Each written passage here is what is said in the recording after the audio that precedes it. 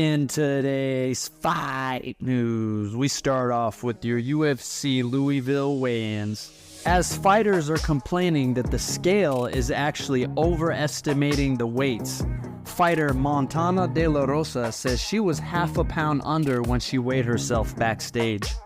With that being said, Eduarda Moura missed weight. She was actually 116.5 pounds when she stepped on the scale. She will be fined 20% of her purse. The UFC just released the official UFC 303 Conor McGregor vs. Michael Chandler trailer.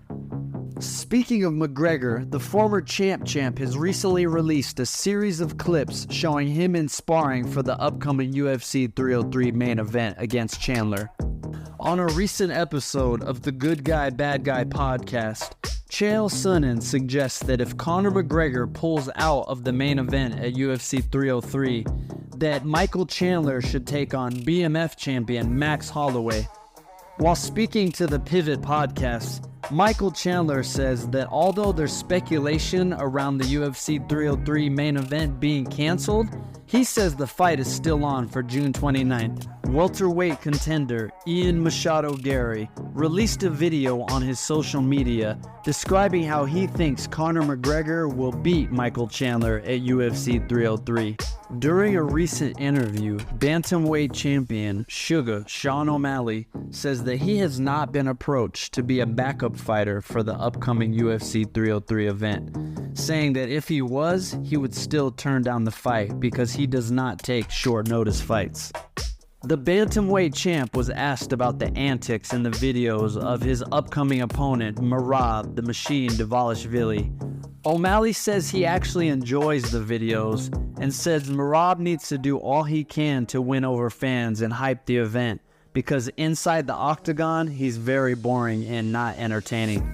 When asked about his possible next opponent Arman Tsarukyan, the lightweight champion Islam Makhachev had this to say: "Arman is just chatting. He tries to fight but cannot attract attention to himself. He's trying to somehow attract attention to himself with words. I think we'll have to beat him a second time." Makhachev also had this to say to the New York Post when discussing Arman Tsarukyan: "This guy talked about rematch all his life, but this may be the third or fourth time UFC gave him a chance to fight with me, and he said no." In typical fashion, part-time fighter, full-time troll Dylan Dennis posted on his social media account a picture of former middleweight champion Sean Strickland in an awkward fighting stance with the caption, "This guy will tell you before a fight that he's going to kill you in the cage, only to show up like this." Strickland actually responded to this post and simply wrote, "Fair." Speaking of Sean Strickland, former middleweight champion Luke Rockhold has been recently taking shots at the former champ. This most recent time was on an episode of The Schmo where he called out Strickland, calling him a fraud and saying that he's a boring fighter.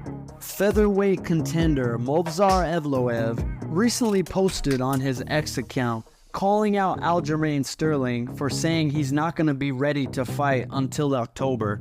Evloev said that he's not trying to wait that long and he's ready to fight as soon as July, issuing a challenge to anyone who's willing to step up to face him. Not long after this post, his former opponent Diego Lopez jumped on the thread and said, "Come on, bro. I called you out after my fight at UFC 300 to fight at International Fight Week. You didn't respond or show your face." Just announced for the UFC event on September 7th, Calvin Kattar will be taking on Kyle Nelson.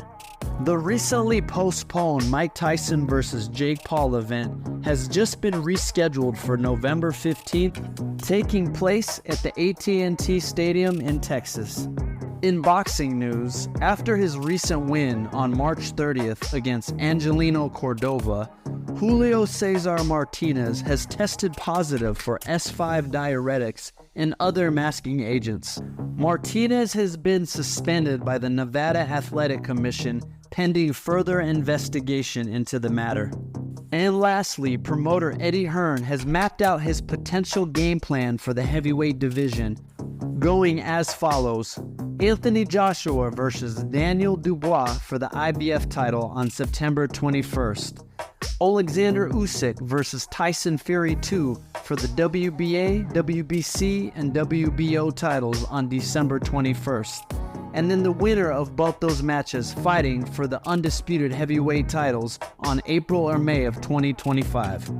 Thanks for watching. If you enjoy this content, like and subscribe.